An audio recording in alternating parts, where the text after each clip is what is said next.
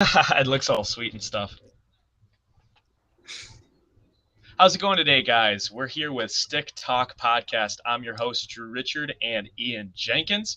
Today, we're talking with a super special guest here. We got Christian Franklin, prospect with the Chicago Cubs. Go Cubs, go! How you doing today, Christian? Doing good, man. I appreciate y'all having me on. I'm excited to have a good conversation with y'all and just talk some good baseball. This podcast is brought to you by Mind Baseball. Mind Baseball has the hardest wood in the game by 9%. The soft stuff gets the people's attention. 9%. Hardest wood in the game, baby. Can't beat it. Can't beat it. All right, so Christian, we'll just start off here. Man. Yep, we'll just start off asking you, I guess, tell us a little bit about yourself. Tell us a little bit about who you are, man. Yeah, well, my name is Christian Franklin. I'm from Kansas City, Missouri. Born and raised there. Went to Rockhurst High School, right on the state line between Kansas and Missouri. After my high school career, I went to Arkansas, was there for 3 years, had a great time, and then was blessed and lucky enough to get drafted in the 4th round by the Chicago Cubs in 21. I played a little bit out in Myrtle Beach, the Low A affiliate, after I got drafted, but this past year, actually, I hurt my knee in spring training, so I wasn't able to play for that whole year. So this year is actually my first full season, so I'm just enjoying the grind and just getting used to playing every single day. Yeah, getting your body acclimated. It's very different than playing, 60 games in college. We're playing, 4 games a week max. Now you're playing every single day. What are some of the things that you've done like you said, you've been injured. So what are some of the things that you've done to try and stay healthy and try to have your body feeling every day?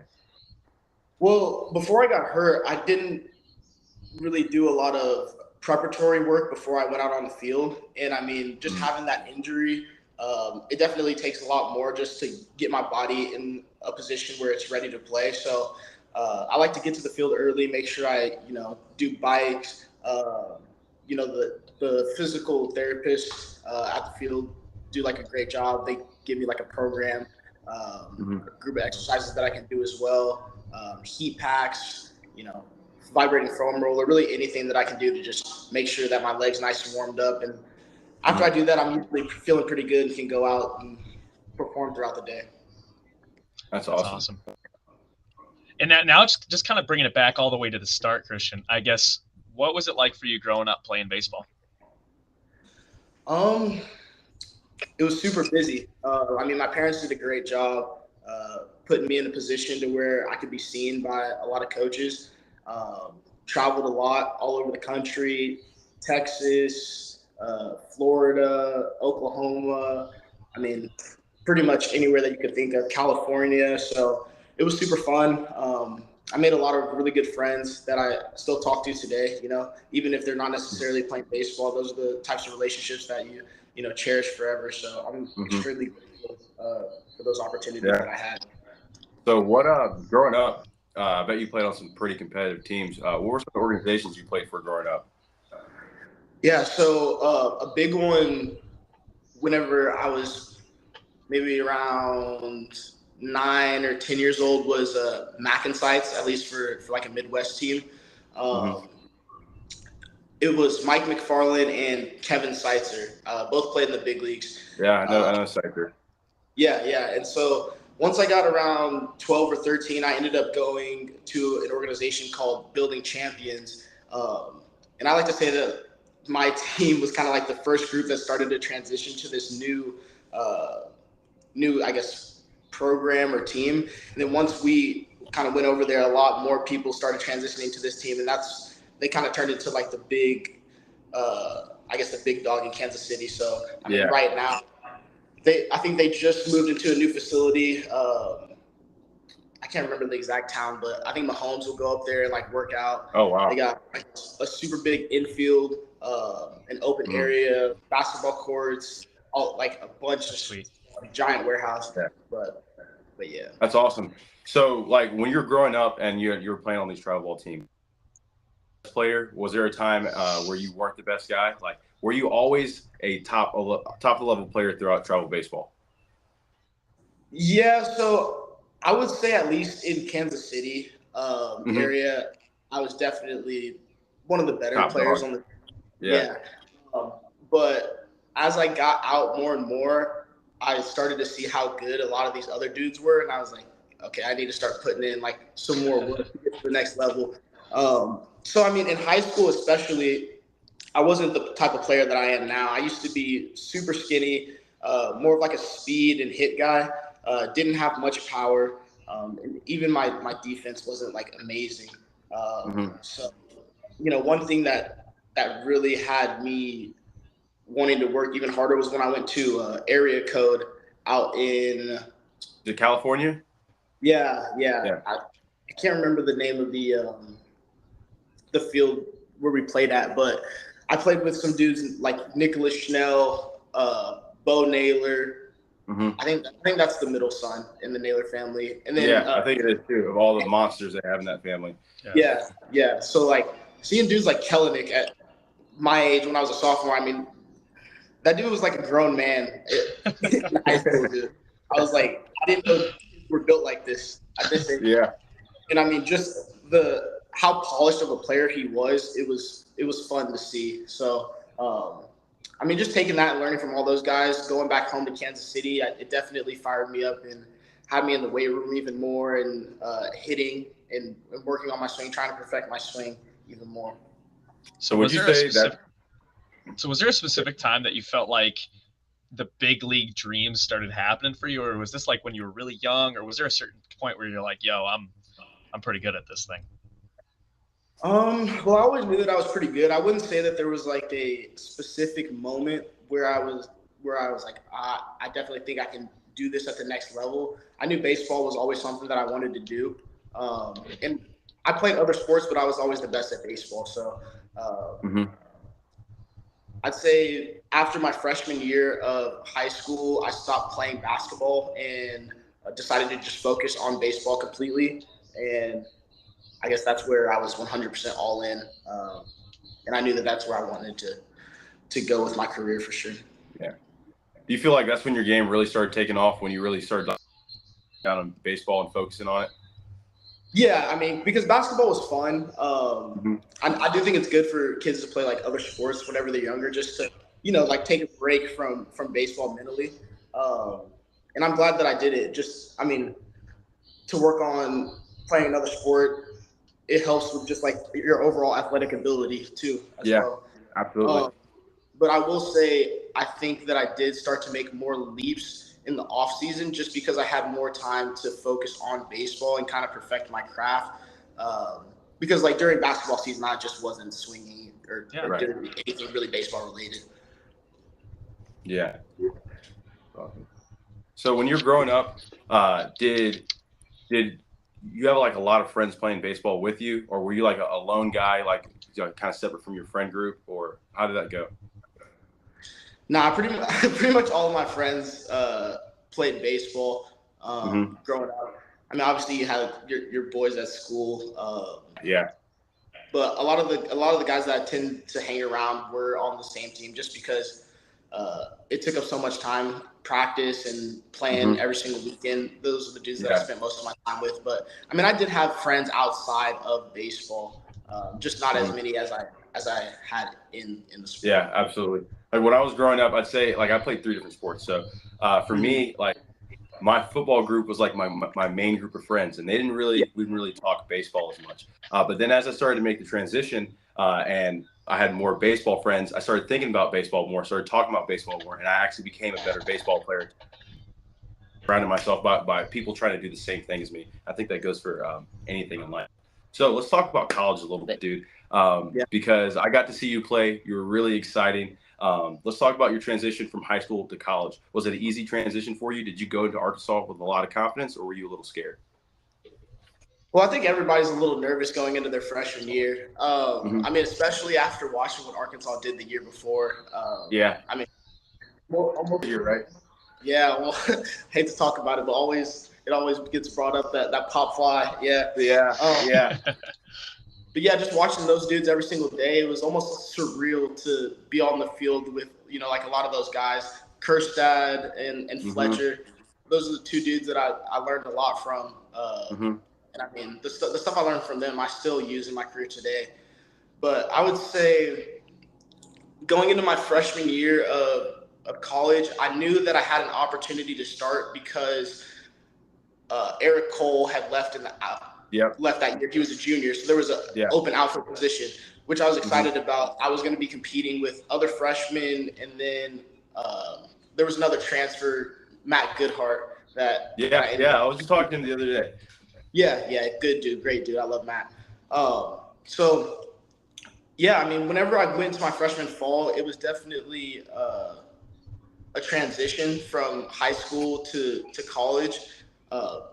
Just the amount of talent that was there, it kind of made me have to change my swing to be more effective. And I mean, Coach Thompson did a great job of helping me to be a better hitter. And, luckily I was able to get that starting job my freshman year.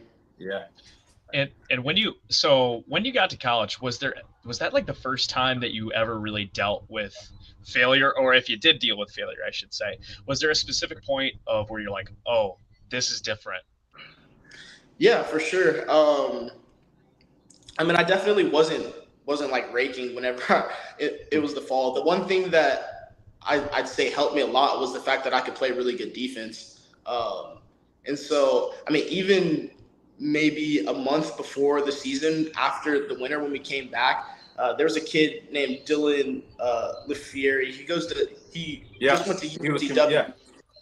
Yeah, and he came back and he was smacking the ball. I mean, hit a couple home runs in scrimmages. And, I was kind of like worried. I was like, dang, this dude might actually be getting the starting job. But I guess it just happened to be that he slowed down a little bit. And then I started to pick it up. And like I said, my defense was good. So I was just able to get that starting position. Yeah. Was actually supposed to be my teammate because he was committed to South Carolina.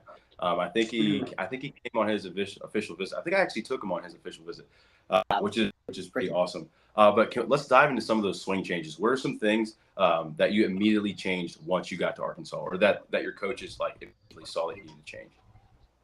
Yeah, well, in high school, I actually used to be closed off.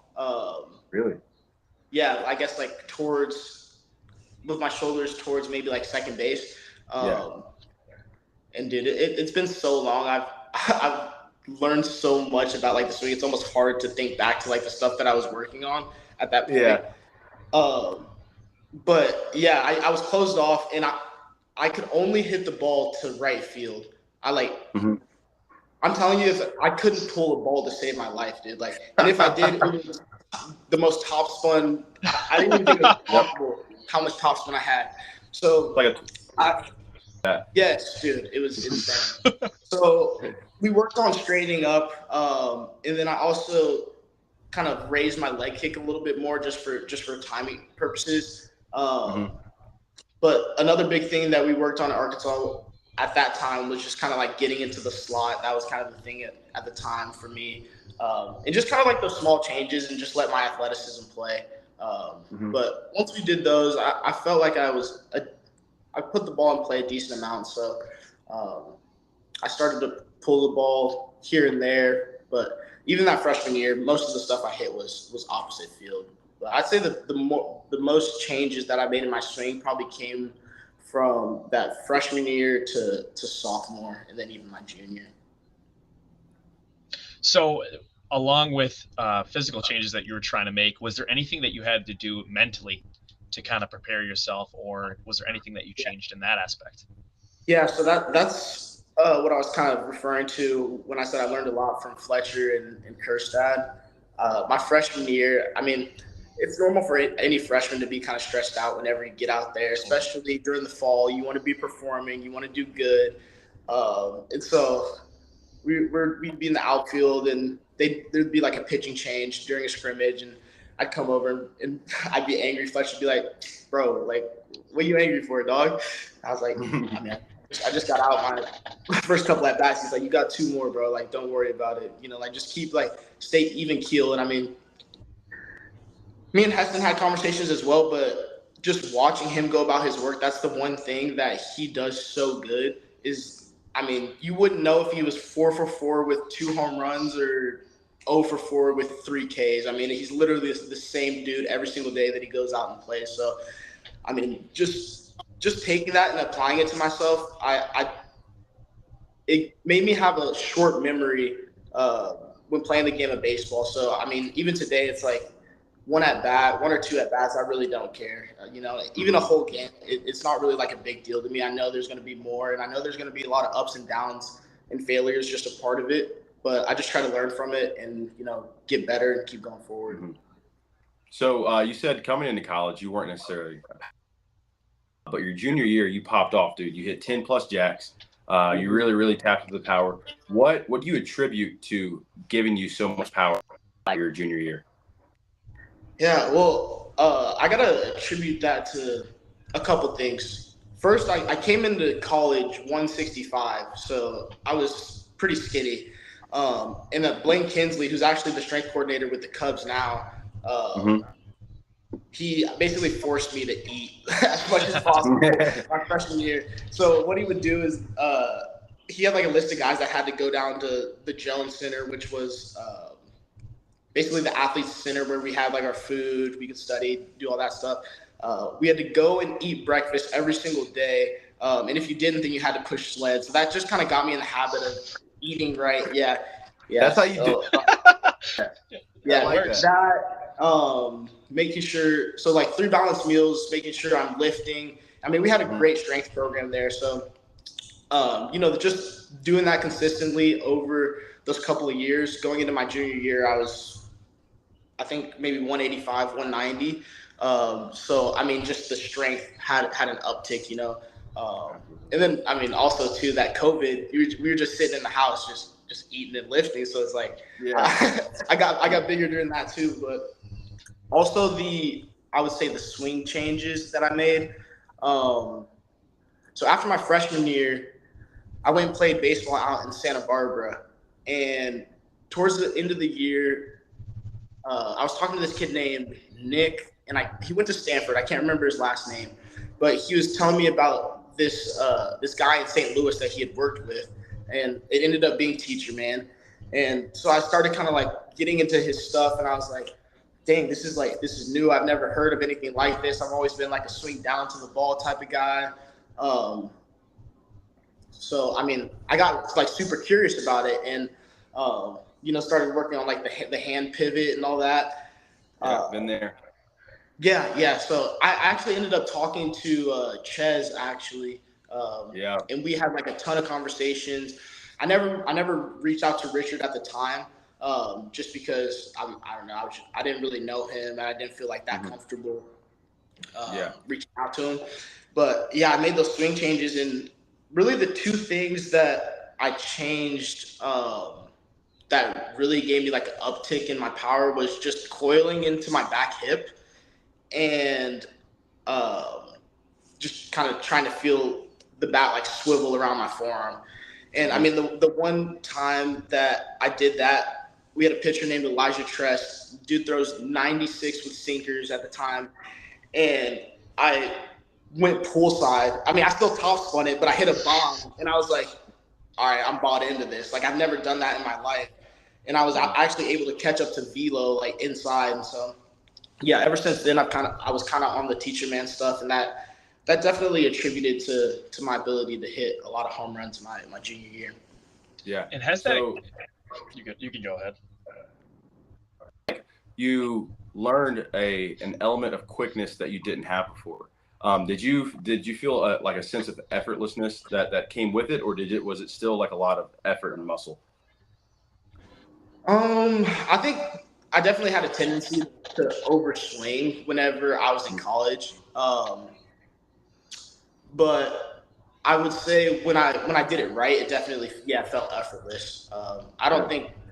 I mean, I'm not one of those guys that's ever tried to hit a home run and hit a home run. So I mean, my best swings are always when it just felt quick, Yeah, I love that. So I love that. Yeah, being simple. I think that's crazy. We were just talking earlier with our last guest, and he was saying kind of the same thing. Every time that you try to hit a home run, how many times does that ever happen? Us trying to do too much just is gonna give us too little. Mm. So Yep. yeah. So now talking kind of on your routine. So obviously you've played around with your swing as time has went on. Are you consistently making changes as we go? Are you trying to stay consistent with a certain thing or two, or kind of what's your routine right now? Yeah, so I mean, it's kind of been changing a little bit.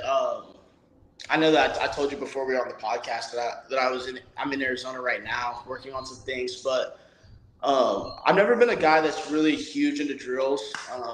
Honestly, it's more just a feels. I mean, I know for me, when I'm at my best, I'm driving the ball to right center field. Um, and so I just try to practice that in the cage every single day. I usually like to start with, like a no stride position, kind of just set up and then kind of just launch my swing, make sure I'm not pulling off, drive the ball to the top right corner of the cage. And then after that, I'll kind of get into my leg kick, do the same thing with the ball on the outer half, driving it to right field. Then I'll move it to middle. Still want to be driving it up the middle to right field. And then I'll move it inside and the same thing. Because for me, when I open up or try to pull the inside pitch, then I'm hooking it. But if I try to hit an inside pitch up the middle, that's when I keep it true. So that's why I like to have that drill. Exactly. That drill when I'm doing my tee work. And then I'll go to front toss, same thing, have him throw it on the outer half, drive the ball to right field, inner half, hit it up the middle. Now, if I'm doing that consistently, sorry, then I know that it's probably going to be a pretty good day. My swing's in a good spot. And then, yeah, I'll usually get like some overhand or some curveballs and then BP before the game. Mm-hmm. So, what's the next phase of your swing development? What's the next step that you want to take? Or do you want to stay where you are right now, or there's things that you're working on that you want to get better on? I think there's another level for sure that I can go to. I mean, even this year in Pro Bowl, I know that I had like a whole year off, but I don't want to use that as an excuse for the numbers that I've put up so far. I've had some like really hot streaks where I've been hitting everything, and then I've had some streaks where it hasn't been as good. So I definitely think there's some adjustments to be made. And like I love the teacher man stuff. I love Richard. Like he's a good dude. But I think sometimes I do get just like a little too stuck back on my backside. So I'm trying to work on getting a little bit more forward, but in the right way. And just landing in a good position to be able to have the best amount of direction and distance in the zone as possible. Because I mean, especially for me, I'm a kind of like a tightly wound guy, so I swing the bat really hard, and that's one thing that the Cubs have kind of showed me is that I don't think about having separation, but I get a lot of hip shoulder separation. So I mean, that combined with not really getting forward, it makes it hard to have your bat in the zone for a long time. Yeah. So just trying to figure out ways to Yeah. So when you get stuck back, I'm assuming that your swing is a bit more uppercutty, and then that's your top spinning balls for days. Yeah. Right there. Yeah. Clip them. There's I think there's a very fine balance of finding that rear hip but not getting stuck back, and basically telling my guys don't be afraid to move forward and trust your pullback. And that's kind of like where I'm going with it. That's actually the main reason why I started teaching guys more of a forward move is because so many guys are getting stuck, and I got stuck so often. And getting stuck is like the worst thing ever, because once you get in that position, dude, it's like you can't do anything to make up for it. It's like you kind of lost before you've already begun. So talk to us about the forward move. What are you trying to feel right now with your forward move? Well, my feel for the longest time was just don't go forward because I mean I just felt strong. But the thing was, when I would get up, I wasn't really getting like that much, I guess, stretch. So I could like get up and almost like hold it forever. Like I had like a really big hover move. And then I would be like rushing to get my foot down sometimes. But even though that was the feel, my best swings in game were when I was getting like a little bit of advance, So Right now, I'm just trying to make sure that I'm not able to balance completely on that back leg.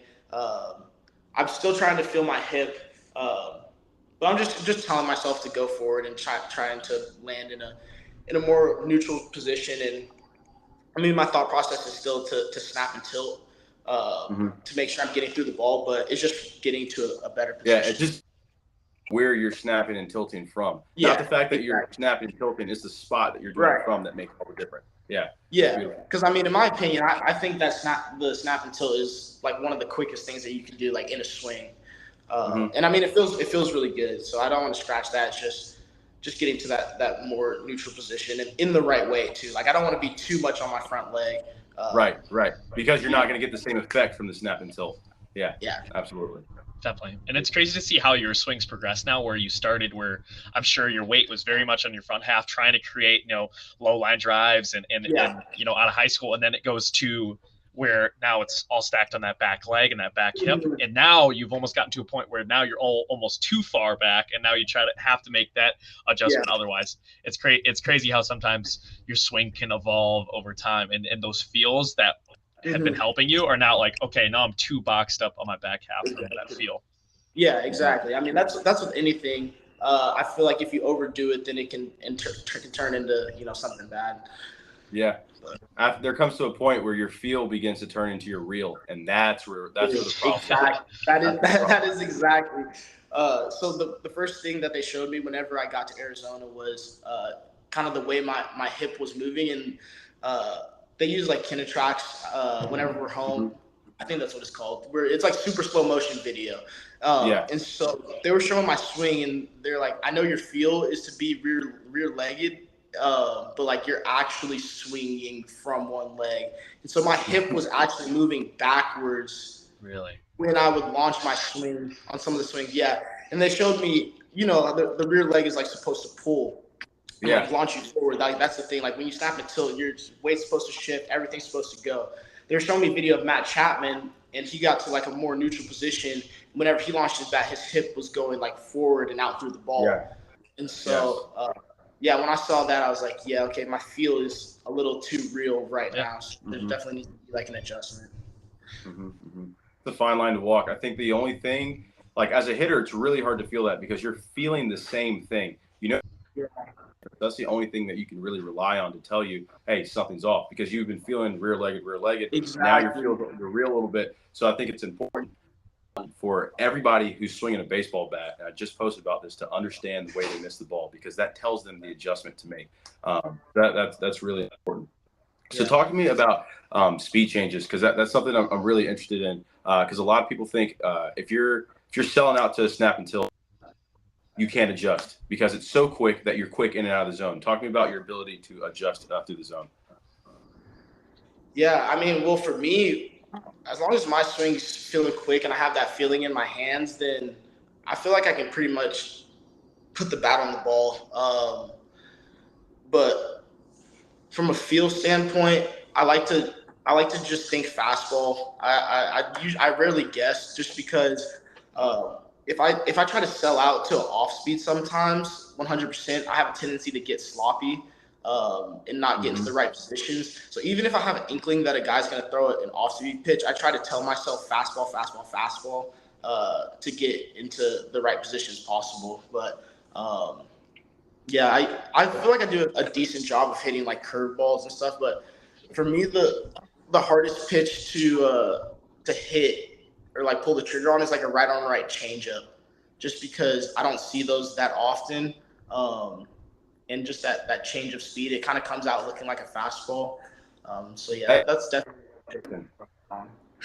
it is not my fault if you get a bunch of right on right changeups after this. Okay, Oh, that's you, man. That I is know I should all have on said you. that. I should have said that. every team's every team's listening. All right, but just Yeah. kind of changing gears here a little bit. Obviously, the daily life of a college student and athlete versus going into now you're a professional baseball player.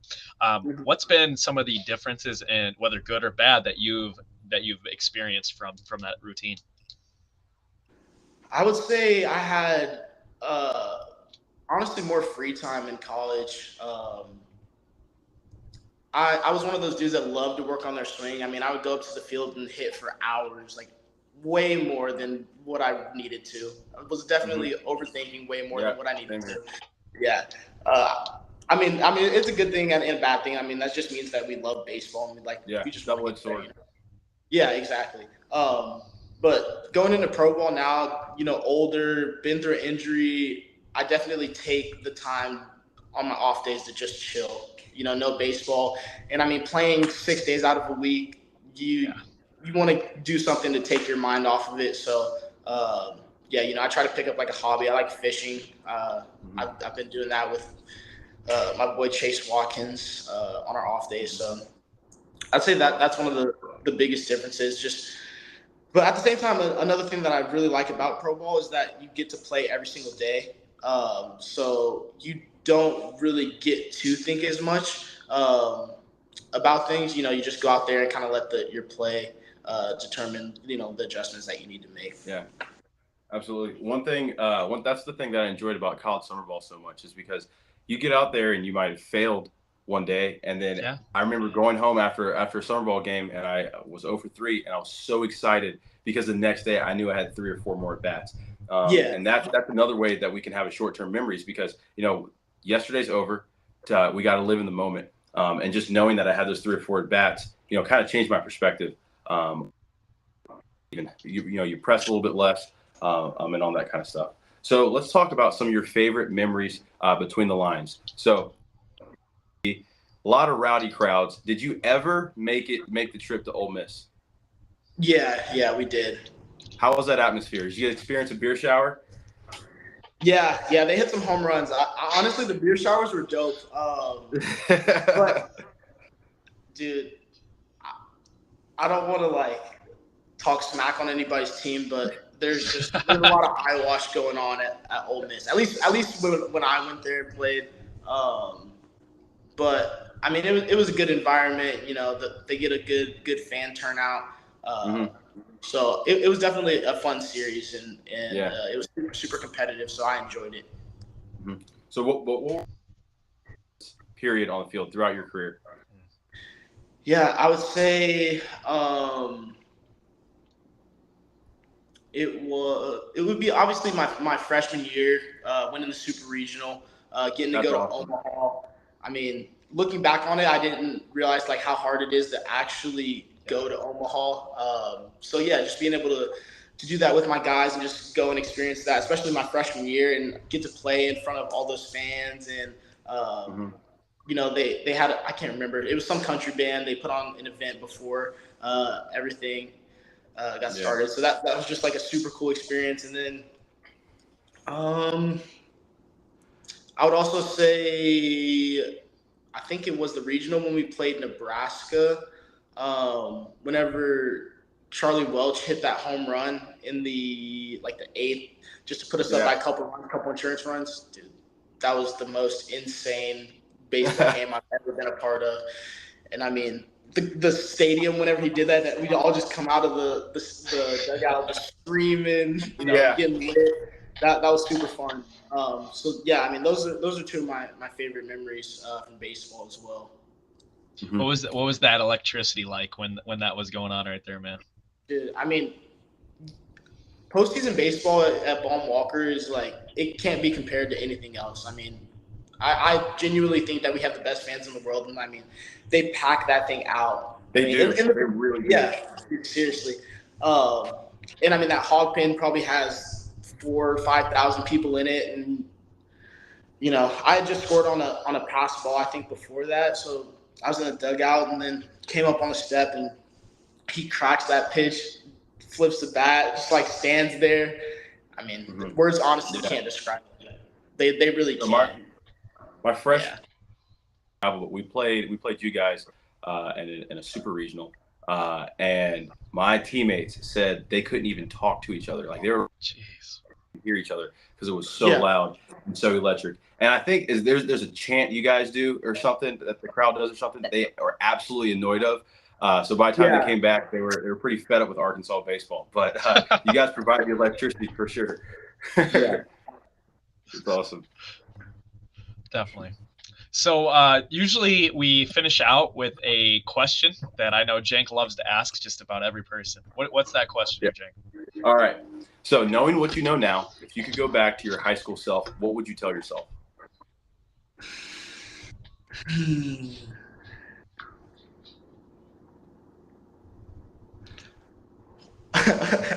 Well, I tell them about all the swing changes that I've already made. That'd be the first thing, so I can start working on it early. But I mean, dude, honestly, I would just tell them to like just take it in more. I mean, everyone always tells you that it goes so fast, high school and college, and I mean, it's true, man. Like So it fast. seems like just yesterday that I was, just finishing my high school career, and now I'm, a year, 2 years out of college, and playing professional baseball. So, I mean, I would just say to like cherish your high school years, and those relationships with your guys that you built.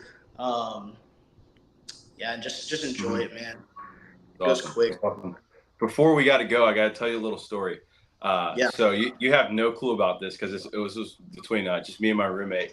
Hmm. But your last name is Franklin, and the Yeah. Migos have a song where they say Franklin, and as an ad lib. So every time like your name came up, or like Arkansas came up, and somebody said Christian, we'd always say your last name like Migos. So somebody would be like Christian, and I'd be like Franklin, just like the Migos, bro. It's freaking awesome. That's hilarious. Hey, what song? Do you know what song that is? Where it says that? They do it in several because it's the $100 bill, so it's in Yeah, several Benjamin. different That's songs. funny. But yeah, Damn, I've you never. gotta get a walkout or something, bro. That'd be sick. Yeah, I did have some Migos as my walk up. Get the bag was my walk up in college. Yeah, but yeah, I'll have to see if I can figure out get That's that as great. a promo. Get that on Mine, promo. mine was Slippery by Migos. So I Oh, love good. Migos too. That was great stuff there, man. But thanks. Hey, and this is StickTalk podcast, everybody. Thank you so much for listening. Thanks again, Christian. Seriously, this was Yeah, awesome talking to you, man. no Thanks for problem. coming on, man. Appreciate y'all. Thanks for having me. Yeah, hey, let's Absolutely. chop it up and talk hitting sometime, dude. Yeah, no doubt, bro. Keep in touch. We'll do. Thanks for listening, everybody. This is StickTalk podcast.